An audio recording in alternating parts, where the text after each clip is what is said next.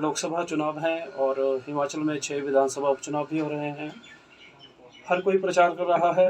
इसी बीच अब प्रचार की कमान देश और प्रदेश के हिंदुओं को जगाने के लिए हिंदू जागरण प्रांत इकाई के जो सदस्य हैं उन्होंने भी ली है। उन्हें अभी हाल ही में शिमला में एक बैठक आयोजित हुई है प्रांत की।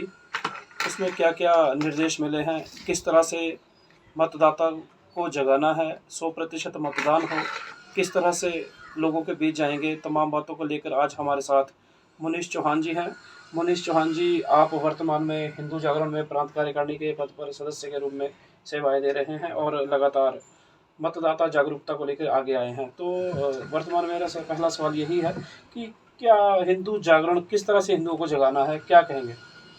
ये जैसा कि आपको नाम से ही स्पष्ट हो रहा होगा कि हिंदू जागरण का मतलब यही है कि अपने जो हिंदू भाई हैं, हिंदू व्यक्ति हैं, उनका एक तरह से मोटिवेशन करना है कि अपने हिंदू समाज के लिए, अपने लोगों के लिए जीना है, उनके लिए सहयोग करना है, अच्छे बुरे समय में उनका सहयोग करें और जो हमारी धार्मिक आस्थाएं हैं उनके ऊपर चलें जी। इसी प्रकार से हमारा काम रहता है। जो अपनी एक कोई षड्यंत्रकारी होते हैं कुछ एक, उनके अंगेज तो पूरी उन पर नज़र रखें कि हाँ कोई कहीं गलत तो नहीं कर रहा, किसी ने अपनी बेटी से कोई गलत तो नहीं हो रहा, कोई अपनी बहुएँ हैं। और अपने व्यापारी भाई भी इसमें काफ़ी जुड़े हुए हैं जिनके लिए आए दिन काफ़ी ज़्यादा जदोजहद करनी पड़ती है इन विषयों के ऊपर। ठीक है। तो क्या बोलते हैं, जैसे अब 100% मतदान की अपील आप कर रहे हैं, युवा मतदाता हैं, वयोवृद्ध हैं, हर समाज का हर वर्ग है, कई लोग मतदान करने निकलते ही नहीं हैं, उनको लेकर क्या कहेंगे और युवाओं के लिए क्या कहेंगे?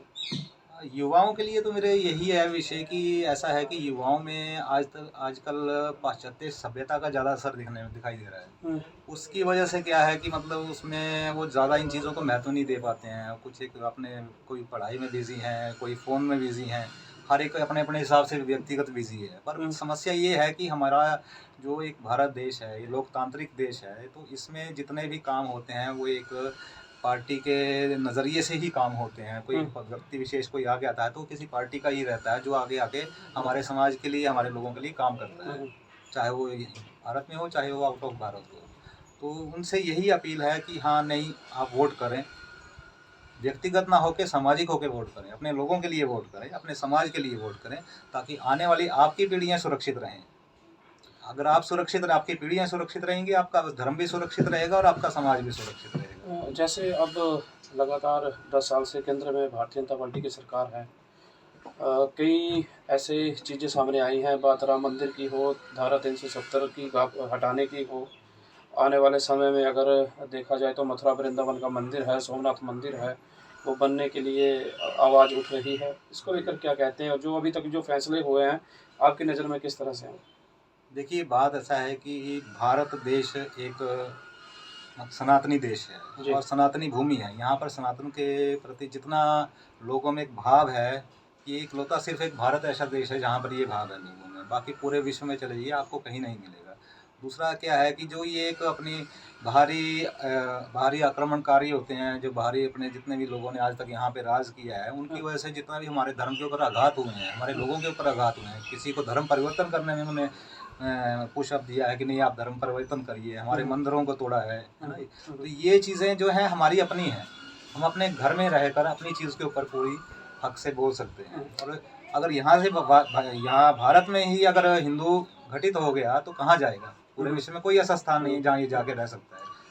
लगातार जिस तरह से आजकल 1 या 2 दिन हर रोज़ प्रतिदिन कोई ना कोई ऐसा टॉपिक सामने आता है, किसी तरह का बयान आ जाता है जो भारत को ही भारत के लोग नीचा दिखाने का काम करते हैं। सपोज़ करते हैं जिस तरह से आजकल एक बहुत विषय चला हुआ है कि पाकिस्तान में मोदी को हटाने की बात हो रही है कि भारत में भारतीय जनता पार्टी को हटा के मोदी को हटाना है। इस विषय को लेकर क्या कहें? इस पर मेरा मानना ऐसा है कि देखिए, अगर भारत का जब विभाजन हुआ है तो विभाजन किस लिए हुआ है, क्या विषय रहा है, क्या दिक्कतें रही हैं उस टाइम पे विभाजन की? उस टाइम दिक्कत यही थी, जिन्होंने विभाजन किया उनकी दिक्कत ये थी कि यहाँ पे आपस में हम इसको भारत के टुकड़े करें, जैसे तैसे करके इसको छोटा करें ताकि अब पूरे विश्व पे उनका अपना राज हो सके। तो उनके मतलब एक सभ्यता बोल सकते हैं और उनकी एक मानसिकता इसी प्रकार की रहती है कि हम इस प्रकार से अपने जिएंगे। तो ये चीज़ हमारे धर्म में नहीं है। हमारे धर्म में ये है कि सभी का सुरक्षा, सभी का सम्मान। तो इस वजह से ये दिक्कतें आई हैं। पर अगर ये है कि हमने जितने भी ये बाहरी आक्रमणकारी है तो 10 साल से भारतीय जनता पार्टी की काम कर रही है सरकार, किस तरह से लेते हैं? अगर हिंदुओं को जगाने के लिए उनका एक विषय लिया जाए, तो उन्होंने ऐसे क्या काम किए हैं जिससे हमारे देश का हिंदू जागे और फिर से एक बार मतदान के लिए आ गया? देखिए, बात हिंदू एक विषय नहीं है। ये हिंदू जो एक अपना मतलब एक सभ्यता है, हिंदू सभ्यता के नाम रूप से ही जाना जाता है। आज से जब भगवान श्री राम जी थे उस समय से हिंदू सभ्यता जो एक लोगों के प्रति उनमें मतलब एक भाव था, प्यार का भाव था। भगवान श्री राम जी के पीछे अगर आज लोग चलते हैं तो क्यों चलते हैं? उनकी एक सभ्यता है, उनकी शिक्षा है, तो उस शिक्षा के ऊपर ही काम होता है। और जो आज का समय है, जो अपने आप ये बोल सकते हैं कि जो राजनीतिक अभी जैसे केंद्र में मोदी सरकार है, 10 साल उन्होंने काम किया है, तो 10 साल के बीच में उन्होंने इस चीज़ को अच्छी तरह सुझाया है, संभाला है कि नहीं, अपना जो भारत है अगर हिंदू में ही ख़त्म हो गया तो वो रहेगा कहाँ और कहाँ जाएगा। उस चीज़ में एक बड़ा अच्छा मतलब उन्होंने अपनी एक भागीदारी दी है और अपना रोल निभाया है।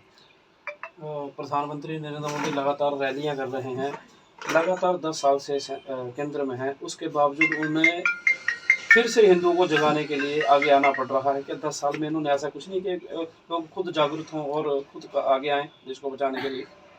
देखिए, मेरा मानना ऐसा है कि श्री नरेंद्र मोदी जी का काम बोलता है, हर व्यक्ति को पता है।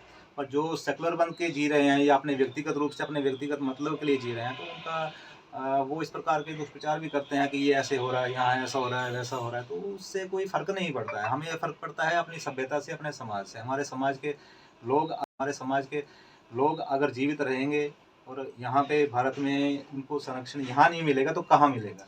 सनातन डेंगू है, कोविड है, किस तरह सा कई टिप्पणियाँ हुई हैं, उसके बावजूद भारत में हिंदू संगठित हैं। भारत में हिंदू संगठित है। जब भी यहाँ पे कोई भी व्यक्ति आज की डेट में अगर आप युवा पीढ़ी को देखें तो वो हमसे ज़्यादा वो है, सक्रिय है इन चीज़ों के ऊपर। वो भी देख रही है क्योंकि वो पढ़े लिखे बच्चे हैं कि हाँ नहीं, हम क्या करें क्या नहीं करें, उन्हें दिखता है। वो आए दिन फेसबुक के माध्यम से, फ़ोनों के माध्यम से हर एक चीज़ फॉलो कर रहे हैं। और काफ़ी हद तक मेरा मानना है कि जो अभी ये सरकार निकली है इसमें काफ़ी हद तक इस चीज़ पे लोगों का ध्यान भी गया है। हमारी पढ़ाई है, हमारे स्कूलों में बच्चे पढ़ रहे हैं, तो उसमें भी अभी धीरे-धीरे ये कुछ ना कुछ अमेंडमेंट कर रहे हैं कि जिसकी वजह से हमारे लोगों को एक एक्यूरेसी मिले। जो हिस्ट्री थी, हमारी प्राचीन सभ्यताएँ थी, तो उसको अगर जब ये एजुकेशन में लाएँगे धीरे-धीरे, तो उससे हमारे लोगों को पता लगेगा कि हमारे वंशज क्या थे, हमारे वंशजों ने क्या किया, किस प्रकार रहते थे। मेरा अंतिम सवाल ये है, हिमाचल में सरकार बनी और प्रदेश के मुख्यमंत्री ने एक स्टेटमेंट दी कि हम 97% हिंदुओं की विचारधारा को हराकर हिमाचल में आए हैं। क्या किस तरह से उसको ऐसा है कि बोलते हैं ना कि जैसे एक वृक्ष होता है तो उसकी जड़ मजबूत हो तो आगे वृक्ष भी मजबूत होता है। तो उनकी जो जड़ है वो जड़ ही खराब है पूरी पीछे से। तो आगे तो नेचुरल सी बात है, वो इस प्रकार के बयान तो देंगे और जो उनके साथ जुड़े हैं वो भी इसी प्रकार के बयान देंगे, है ना जी। तो उसका कोई प्रभाव नहीं है क्योंकि देखो, एक घर का व्यक्ति होता है, सीनियर होता है, तो जो वो अपने व्यक्तियों को अच्छी सलाह देगा तो वो व्यक्ति अच्छा काम करेंगे। अगर वो अपने कार्यकर्ताओं को उल्टी सलाह देंगे तो कार्यकर्ता भी उल्टी दिशा में जाएंगे। उससे उनका फ़ायदा नहीं है, उनकी सिर्फ कुर्सी का फ़ायदा है, बाकी कुछ नहीं है। मनीष जी, बहुत बहुत धन्यवाद। आपने जो भी बोला है मतदाताओं के लिए, मैं एक बार फिर से मनीष जी का धन्यवाद करता हूं और विशेष रूप से दैनिक सवेरा को आपने टाइम दिया। और मेरी भी लोगों से यही अपील है कि 1 जुलाई को मतदान करने के लिए अपने घरों से ज़रूर निकलें। आप एक अच्छे पढ़े लिखे और नागरिक होने का फ़र्ज़ निभाएं, मतदान ज़रूर करें, आगे आएँ ताकि आप एक राष्ट्र निर्माण में अपना योगदान दे सकें। और एक आजकल एक कंपेनिंग चली है कि अगर आप उंगली पे स्याही लगाओगे, मतदान करोगे, तभी आप देश के ऊपर उंगली उठा सकते हो। अगर आपने मतदान नहीं किया है तो आपको देश के किसी भी बात पर उंगली उठाने का कोई हक नहीं है। मैं एक बार फिर से आपका धन्यवाद करता हूँ।